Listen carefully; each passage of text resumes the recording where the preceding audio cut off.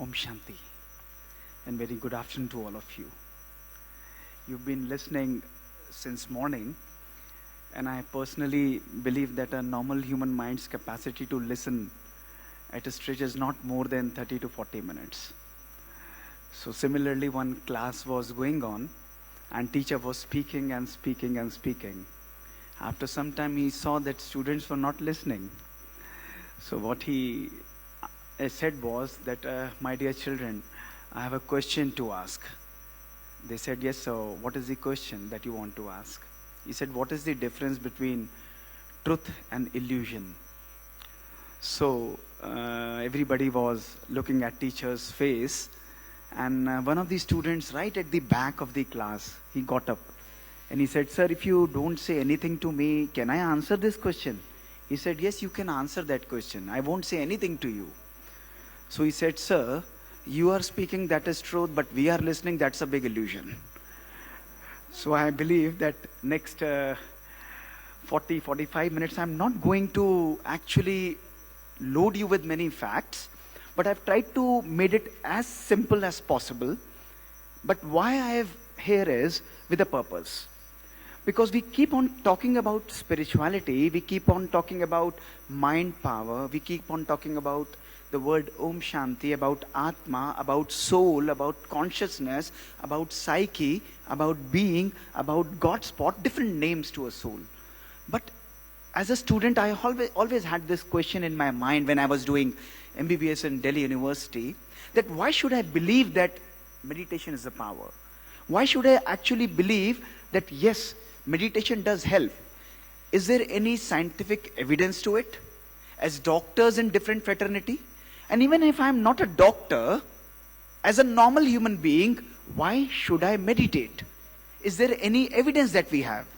So I'm going to run through to a beautiful journey, a absolutely fantabulous journey, and we all will go together. This is not a journey outside, this is a journey into our own selves. And this is what summarizes our lifestyle today. If I'm to summarize in one line, our lifestyle starts with a tablet of B complex today, and in the end of the day, we stop our life with a tablet of Alprex or a sleeping pill. And this is what we are doing throughout the day. And the truths of the real world are that we have become more and more medically advanced. We have the best of the instruments, we have the best of the facilities, but unfortunately, despite having the best of the facilities, we still are much, much away from the health. We are still starving for health in our life. We have the best and the most advanced gadgets with us. We have a mobile phone with which we can connect to anyone, anywhere in this world. Just on a button push, we can talk to somebody in Australia, somebody in USA, but unfortunately, we don't have an instrument to connect to our own selves. We don't have time actually to connect to our own selves. And we have more conveniences and less time, and we have turned our life practically into a race. Into a race in which we just are yearning for more and more money, more and more materialism, and more power. We are starving for wisdom, and that is why people talk about global warming. This global warming is not only warming of the world, but it is also warming of our attitudes, of our principles. Small things. We are finest at the hands, but we are worst at our inner behavior. We are poor in managing our own emotions, and we are very poor in managing a healthy doctor and patient relationship. And that is why the journey of life today looks to be much more complicated despite being scientifically very advanced. And why is it?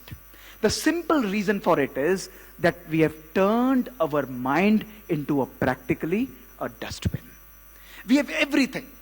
We have big cars, we have good homes, we have iPhones, we have iPad, we have the highest of the technology, and we say our life has full of high technology, but we are lacking high touch in our life. The touch, the healing touch that comes from the mind, practically that is not there in most of us, and that is why we are successful in curing the patient, but we are grossly unsuccessful in healing a patient. A difference between curing and healing is the vibrations at work, the mind power at work. And that is what I'm going to show you today, that what miracles mind power does. These are some of the experiments that we carried out in our own hospital. These were carried out by us in our own setup only, despite doing all interventions. And these are also experiments which are reflected from all over the world literature. And the biggest problem of all this human mankind is this guy, this man who discovered the DNA. This man, Johann Friedrich Miescher, he noticed that he had something not seen before, the nuclei, and he labeled it as a DNA. But the biggest question that comes to my mind is the human potential, are my mom and dad the limit? That means the DNA that is given to me, or which I inherit from the genes of my mother and father, or from my parenthood, does that set my limit? We have to answer three questions. The first question is, DNA is a double helix blueprint, we all know. More than 20,000 genes, we all know. We studied in biology, irrespective of we are a doctor or not, it doesn't matter. But we all know that DNA is a double helix structure. The first question is, if we are all pre-programmed with a gene map, that means if the genes are already set, then our potential is set at birth. That means the disease which have to manifest will manifest, and the healthy genes which have to be manifest will manifest. But if this is not so, then we are in for a big lottery. The second question is, in the set of genes, which are the ones? There are 20,000 genes, but which are the ones that express and which are the ones that stay dormant? Are the good genes expressing, that make me more happy, that make me more healthy? Or the bad genes are expressing? If they are fixed, then that's a reason to worry. I cannot change them. But if I have the power to change my genetic makeup, then probably that's a big health lottery. And the last question, while your family tree is full of heart disease and cancer, I see immense number of patients, approximately 100 cases I operate in a week, proper cases, and out of those cases, it is surprising today the data in our hospital shows of heart attack, 25 to 30% of the patients are presenting between 20 to 30 years. 20 to 30 years. Non-diabetics, non-smokers, no family history, massive myocardial infarction, come collapse, we are resuscitating, opening up the closed artery, and then they walk off. But what is the reason? So, your tree is full of heart disease and cancer. Can you, like a light switch on and switch off in a bedroom, that which genes have fate in their crosshairs? If we can do that, probably we are again in for a big health lottery. And the older paradigm, I quote Times Magazine, why your DNA isn't your destiny. The fixed DNA makeup was the older paradigm, and the newer paradigm is your DNA isn't your destiny. So the health lottery we are heading was, if we can build a health lottery not through our parents, but through our thoughts and actions, then it's a miracle. The thoughts, the power which you spiritually heard in the morning, if we can actually create and have influence on our genetic makeup, then probably this is a reason for us to smile and understand that yes, we are here for a big health lottery. And this is called the science of epigenetics. What is epigenetics? If I am to summarize in one line for any person who has not heard this term, it is a field of research that is focusing on the modifications made to DNA without altering the genetic sequence. That means the basic structure of the genes is same. But epigenetics studies those factors which are influencing phenotypically the manifestations of the genes. That means this is our genetic makeup. Just check in. This is yourself standing in between. And this is your genetic makeup. We are not altering the genetic makeup. But which genes are going to express, if we have control over that, that is known as science of epigenetics, and various therapies have been studied like aromatherapy, acupuncture, tai chi, body massage, hypnotherapy, meditation, Ayurveda, and so on and so forth. But what we'll be focusing and what is more scientifically advanced is the power of meditation. That yes, can with my thoughts, with the love that I experience in my life, with the level of peace that I have in my mind, can I make a particular gene express in my life? This is all like controlling the gene from inside out? Can we control our own DNA? That will be a magical solution. So this is what the physiology of normal medicine is. Physiology of a society depends on a being, on an organism, on a system, on organs, on tissues, cells, proteins, RNA, and DNA. So here is the DNA, which is the culprit of determining the physiology of the being and the society. And the meditation power goes right deep into structuring and altering, or what we call the epigenetical science of controlling our DNA. Let us see whether we have evidence or not.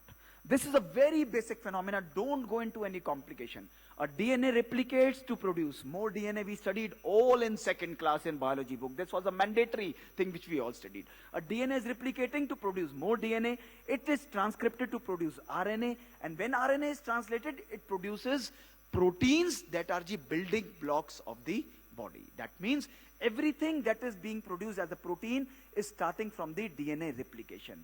And this is your DNA. Now see the magic happening. This is your chromosome, and this is round and round, round and around. And you see, when we have a larger picture of a chromosome, there are genes in between and there are proteins in between.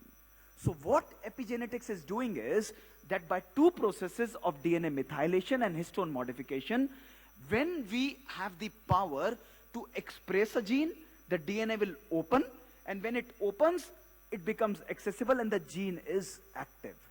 To make this gene active, can I have control over it? Yes, that is what epigenetic tells us.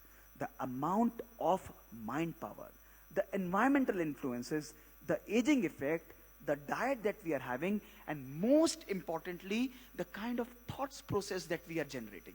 The amount of love that we are experiencing in our life, the positivity in our mindset has the power to make the DNA unfold and create or make more positive genes express. Now you would say, doctor, do you have an evidence? Yes. 2008, the phenomenal research by Dr. Dean Ornish in 2008, where he took 30 men of prostate cancer. And what he did was diet, exercise, and he taught them stress management to remain happy and light. And it was surprising to see that the RAN, which was a cancer-causing gene, was downregulated. And the ZNF250, which is a positive gene, it was upregulated. And when he analyzed all the genes, you would be surprised that 400, 500 gene expressions which were cancer-causing, they were all downregulated after only few months of practice. This was the first ever evidence that showed that yes, we can regulate even oncogenes by our own mind power. This is the power that a human mind has. We wanted more evidence. In 2014, a study by Kaliman, he showed that meditation can have powerful global influence on chief regulator histone proteins, which were responsible for cancer tumors. By the power of meditation, one can actually decrease the histone proteins which are responsible for tumor development, and hence the expression of oncogenes and expression of cancer cells is much, much, much less in these patients. This is the second evidence that we got. And how is all this happening? This is very simple. Have you all seen a shoelace? Yes or no? You all have? Yes? Yes or no? Yes. Do you see at the end of a shoelace you have a cap? Is it or not? Yes or no? No, DNA is similar to that. Chromosome is similar to that. Just like a cap in the shoelace, its basic purpose is that it does not allow the shoelace to disintegrate. Similarly, in the chromosome, the terminal point has the caps which are known as telomeres. And these are the telomeres which are responsible for keeping our genetic makeup healthy, for keeping our DNA, our chromosomes healthy. But surprisingly, you would be surprised to see that as our age increases, you see, 0 age at the birth, at 35 years, at 65 years, the telomere length clearly declines along with age. That means as the age is increasing, the telomeres are disintegrating and the random expression of genes and diseases is manifesting according to the age. And that is why a person who gets aged has more chance of getting more and more different disease. Do we have power to regulate DNA and telomere length in our life? Yes. This was the research which we carried out in our own setup in North India. We took patients, very young MIs, only 18 to 30 years. They were non-smokers, non-diabetics, and they were having significant psychosocial stress. When we interrogated them, inspected them, they had significant psychosocial stress. What was surprising was that age-matched controls, when we measured the telomere length, you see it was very healthy. 20 years you expect a good telomere length. But when we measured the telomere length of these patients, it was surprising to see that the telomere length was almost equal to what an aged man would be having. That means the actual age of these human beings was less, but the biological age of these young individuals was much, much, much higher, and that is why disease manifestation was occurring. This is phenomenal. Never ever one could have shown that yes, just by psychosocial stress and other environmental influences, you actually significantly decrease your telomere length and hence increase the expression of disease. When such patients were taught meditation in various studies over 16 weeks, you would be surprised that the enzyme that regulates telomere length, which is the telomerase gene expression, it significantly increased. This is besides the additional lifestyle modifications which these patients practice. So this was the first evidence that yes, meditation has the power to even increase the telomere length and hence regulate and control our disease expression. So my dear friends, we have the power to even regulate our telomere length and hence the expression of our genes. And this is the numerous experiments that are now pouring in, that gene expression can be induced and controlled by mindfulness. The love, the harmony, the peace, the satisfaction, the acceptance, the level of joy that we experience in our life, that is what is going to govern health in my life. And this is further analyzed that when meditation program was practiced in a group of individuals of cardiovascular diseases, they reduced the risk of death, heart attack and stroke by almost 48%, and no doubt that the Wall Street Journal in 2013 only ordered that doctors orders 20 minutes of meditation twice a day as an official prescription. This is the power that we have. And so the newer paradigm beyond the regulatory proteins, DNA, RNA, now we have is what is known as the environmental signal. That is our thought process. Our mind has the power to control the expression of whatever is happening to my body. And this actually is the primary cause. And no doubt, Times Magazine later on again came out with an article revealing what is called as the God gene, that we all have the potential within us to unlock the powers of mind and create our own destiny. Let us remember this, that whatever we want to see outside has to be first created inside. Take a simple example. If I am going to do a complex angioplasty on one particular patient, I don't go with this mindset, oh, whether I won't be able to do that, I might not lose the patient, I might end up in a complication. If this is the mindset I go with, probably I will always end up complicating the case. But if I go with a positive mindset, this is my plan, this is the way I'm going to approach, I'll come out safe and sound, God is with me, I'm always going to do and create success in that patient. So whatever we want to create outside or see outside, first has to be created in our own mind. And that is why meditation probably is the best way to rewrite the nature's blueprint. The nature's blueprint can actually be rewritten by the kind of thought process, and this is what we call as creating a conscious future. You have the power. Each one of you sitting here has the power to determine what happens to you, the kind of processes that you want to make your life happen with. You want to experience. Everything is going to happen in your mind, and that is why yoga is defined as in is the way out. So what I'm going to now do is take you to some beautiful powers of mind. Amazing powers which we keep on using every day in our life. One of the most beautiful powers that we experience and use in our life is power to transform. Do we as human beings have a power to transform something that we have in our life? Yes, we have. Dr. Masaru Emoto, we all have heard his name. He used emotional energies and vibrations that could change the physical structure of water. Everything scientific. He took water from the same source, kept it in two different flasks, and to one water he emitted these vibrations that you are ugly. And to the other water he emitted these vibrations, I am thankful to you. After few hours of meditation, see, the crystal pattern of water is significantly different. It is so beautiful and this is so ugly. And he further used different emotions on water, and what he studied was the emotions like thank you, like wisdom, like truth, eternal, peace, and angel. How beautiful the structure of water, different in each emotion. Every thought creating a different structure of water. But when you use negative emotions like fool, you make me sick, evil, it is again a very poor structure of water. And he went on to conclude that by holding intention of peace towards water, by thinking and speaking and acting with intention of peace towards water, water can and water will bring peace to our bodies and to our mind also.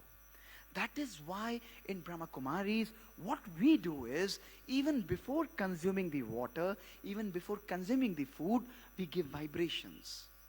The food is cooked in remembrance of God, like you will be having today. This we call as a Brahma Bhojan, which is cooked in remembrance of God. The vibrations are at work, the energies. Just beyond the spices, the vibrations are also going into the food. And when we have food, we again offer it to Almighty. We eat it as in remembrance, so that that food is also giving health to my body and to my mind also. Dr. Emoto extrapolated these experiments on food also. See what magic he achieved. When the same food was given the energy of love, the food was healthy.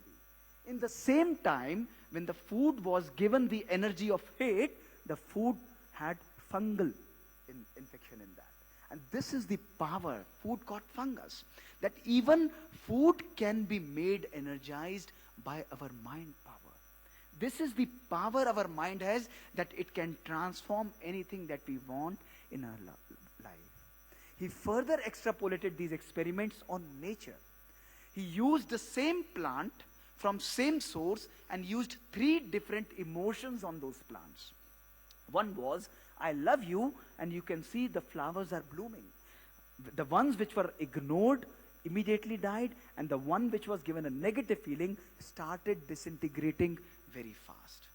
Even plants, vibrations at work. We can nurture Mother Nature also with our vibrations. Our mind has the power to actually create beauty in nature also. He used also experiments of mind power to decrease city crime in the city of Washington. In 1993, 4,000 meditation practitioners for 6 weeks, half-hour meditation were deployed with the aim to reduce violence by creating a powerful influence on a larger consciousness. After only 6 weeks of meditation, no other intervention, it was seen that there was a 23% decrease in homicides, in rapes and assaults, and what they concluded this research was that a permanent installation of meditators would decrease the crime by 50%. Just by meditating half hour by only 4,000 people, the vibrations of the whole city, the mind of the every person with whom we are dealing, we can transform. If the city can be transformed, why can we transform our relations? It can be done. Just go back to your home. Your home is your first world. If your relations are not at peace, if there is disharmony in relations, we can change the vibrations of home and create harmony in our relations. Let us go back to our political and social scenario and our professional scenario, where there is a disharmony between patient and doctors, the vibrations.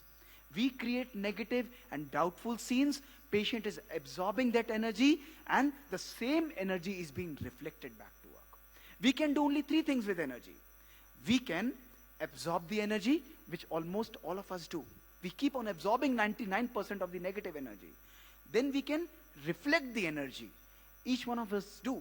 We reflect the negative energy. But the third thing which we can do, but most of the people in the world are not doing, is we also have the power to transform energy. If somebody is throwing a negative ball on us, we also have the power to transform it into a positive energy and reflect back a positive energy. That is a conscious choice that we have to inculcate in our life if we want to change our relations. And you know, every day we are gifting with 1440 coins.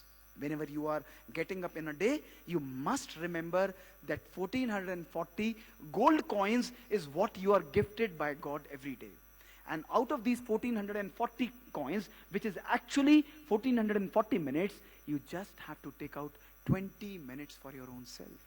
Only 20 minutes of your gold coins you have to spend on your own self, empowering yourself, feeding your mind with positive thoughts, and you see the whole world, the way you approach, the way you treat patients, the way you interact, your vibrations will change, and the hospital energy, the home energy, the life energy would automatically transform into a positive world. Next, we have the power to create. The power to create anything is a unique energy that each one of us is gifted with. But as I said, whatever you want to create outside, first you create it inside. We have scientific experiments for this also. A group of NBA basketball players was chosen by Dr. Alan Richardson, an Australian psychologist.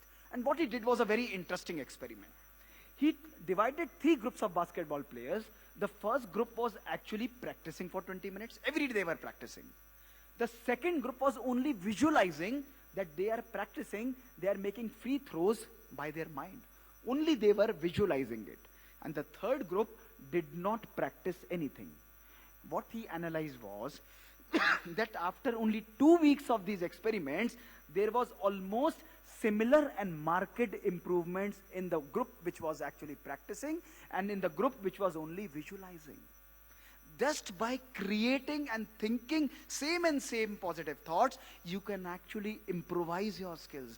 This is the beauty of mind power, that we have the power to create our own destiny. Whatever you want to create outside must first be created in our mind. And that is why we often say that start your day with a positive affirmation.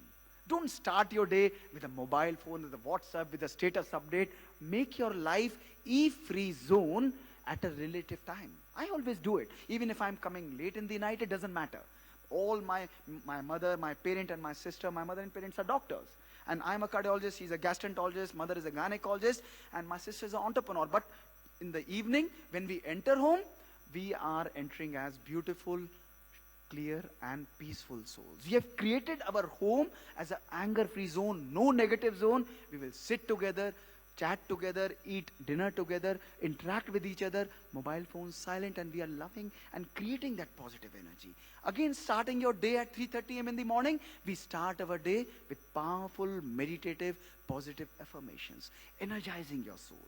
The more and more you energize your own self, faster and more beautiful your expressions. Why? Because your dustbin is clearing. Your thought process is getting more and more pure and positive, and your skills and your beauty or purity gets sharpened. Then the third and the most beautiful power we have is power to heal. Anything we want, we have the power to heal in our life. I'll share my own experience, but let me see what we have in a store with us. In 1989, when the meditative power and the other experiments were not much advanced, in patients of 86 women of breast cancer, they were given normal therapy versus additional mind power healing. What was surprising was there was doubling of lifespan of those patients who were suffering from cancer who practiced meditation. Dr. David Shielder, who was suffering from bladder cancer for years, about to get operated, but he was using meditation and mind power in teaching his patients. He said, let me experiment this thing on my own self. After 6 months of experimentation, he went again for the surgery, and he was surprised to see that his pre-operative biopsy, after 6 months of meditation was negative for cancer. Beautiful experiment that I would like to bring this gentleman. This gentleman is Mr. Stomatis Moratis. He's a Greek war veteran, and he was diagnosed in 1976 with end-stage lung cancer. 9 months to live is what he was given. So he was in US Army. He said a burial in US would cost somewhere around about $200, and I cannot afford this. So let me go back to my town in Greece, which is called as Ikari, because a burial there would cost only $10. I will be able to meet my friends. So he flew back to Greece in his town called Ikari. What he did was, he started connecting with his friends. He started enjoying, he started living and connecting to the roots of his life. He started remaining more and more happy. He meditated. He was more having a natural vegetable diet. And surprisingly, the man who was given him 9 months to live, he started feeling better. He even planted vegetables and gardens in his home. And when approximately 5 to 6 years passed, he thought that I was supposed to die. Why am I living? Let me fly back to US to ask my doctors what happened to me. And when he flew back to US to consult all his doctors had already left the world. And what he was surprising was, he again flew back to the town of Ikari, and he died at the age of 102. And this is the place which is called the island where people forget to die. This is the beauty. These are called the blue zones. You can search. There are 4 such blue zones on earth where people are having an average longevity approximately 80 to 100 years. And this is the beauty. I myself was suffering from a very severe disease, a multi-drug resistant brain tuberculosis, resistant to 18 drugs, positive and affected only by, responding only to one drug in 2003. Every day I used to take 16 tablets. I was doing my DM cardiology at that time. I wrote a book. I used to have injections, painful injections. Ultimately, the ordeal ended up in 2005 with a massive brain surgery. I had 2 lesions in my cerebellum also. The mass of the brain was taken off. And I thought, let me practice meditation. I've been doing it for so many years. For only 6 months, what I did was, I used to sit in meditation, have a pure glass of water, give it vibrations that meditation and this water is going to heal me. Every day, after an hour of meditation, I used to drink that water. 6 months down the lane, when my MRI was repeated, both the lesions in the cerebellum had disappeared. I'm absolutely asymptomatic after that. This is the power we have in meditation. The only question is that we are not experimenting the power of meditation and spirituality in our life. Meditation does not tell you not to practice evidence-based science. It is not that I'm not operating, I even do it today.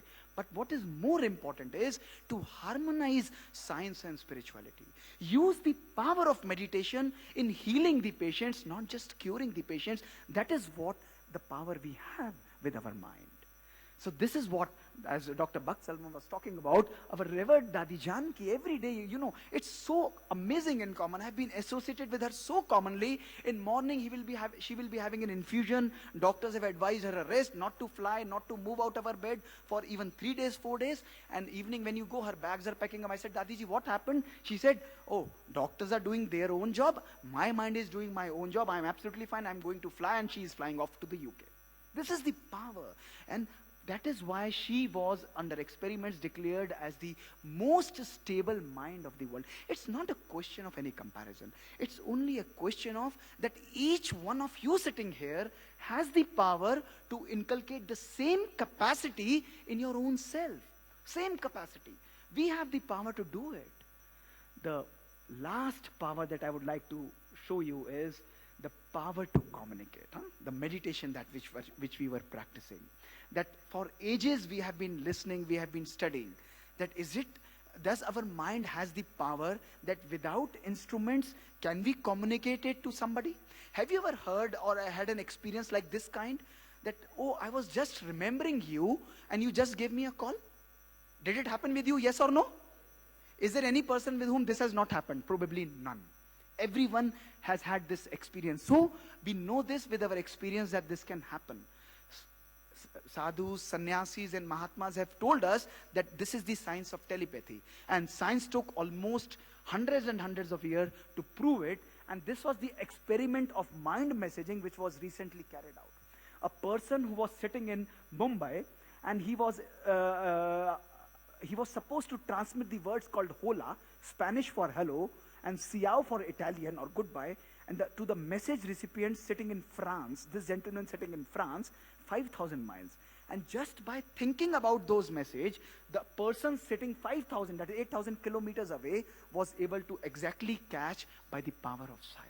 So science took so much, and this is the pathway that they created, so complex. I didn't read it though, because I knew that yes, our mind does have the power, and this power is known as the power of meditation, which we all have been using.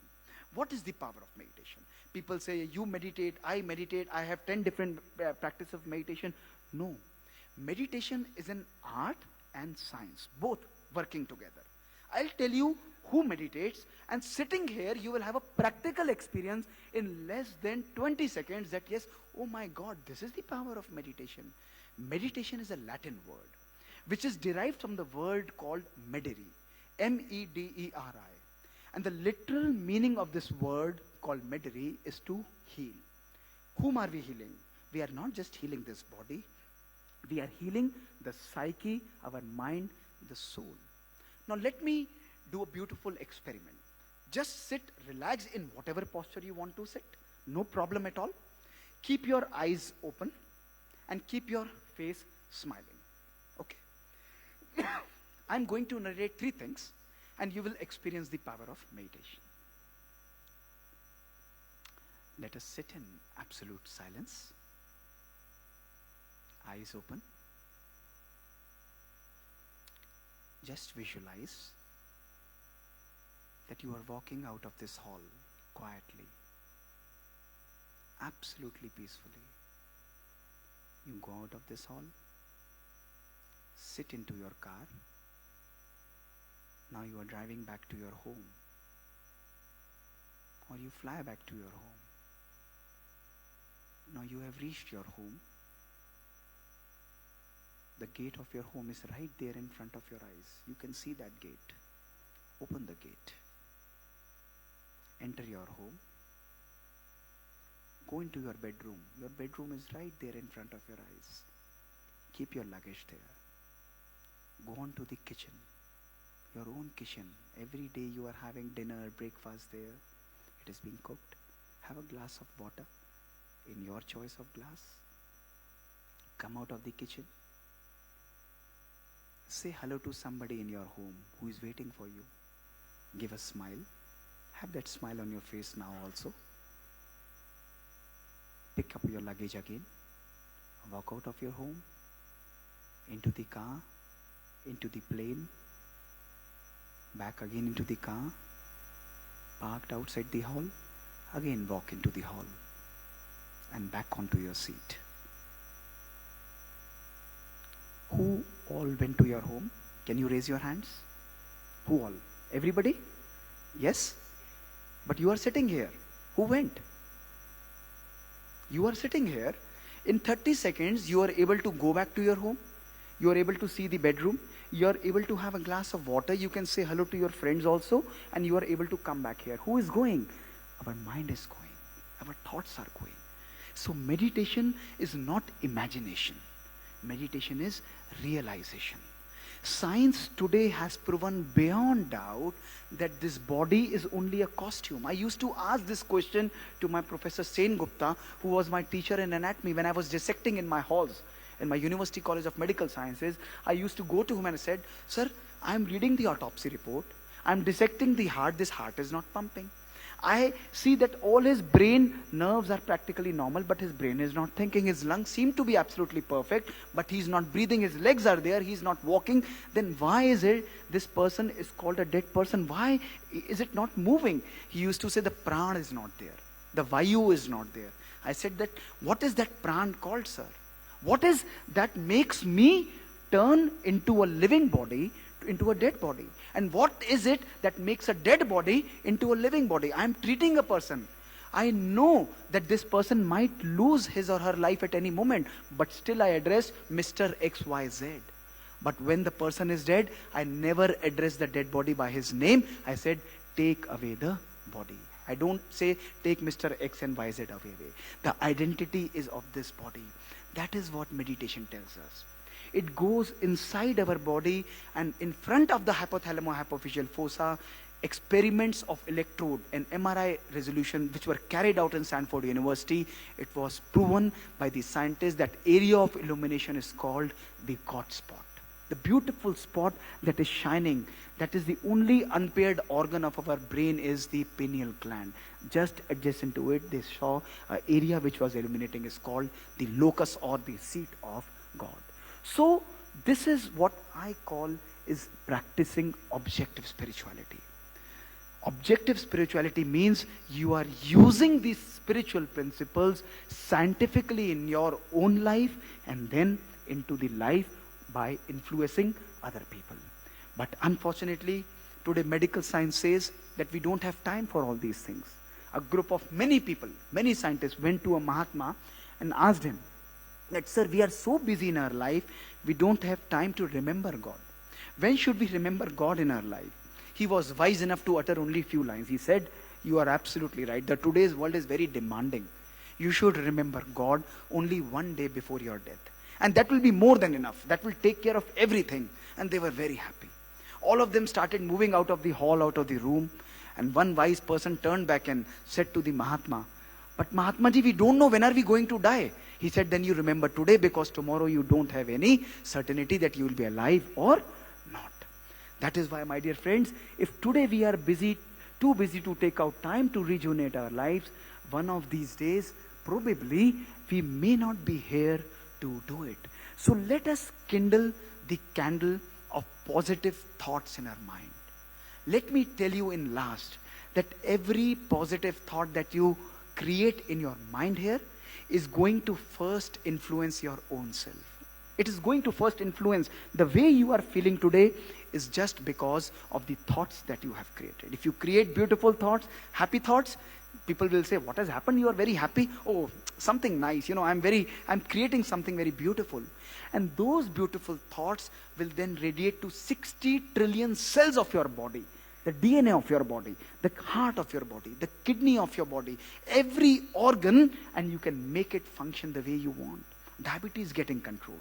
Immunological disorders getting controlled. Everything, your control center is by your own thoughts. Your body will start falling in place. Automatically it will start falling in place. And these thoughts are not going to remain with you.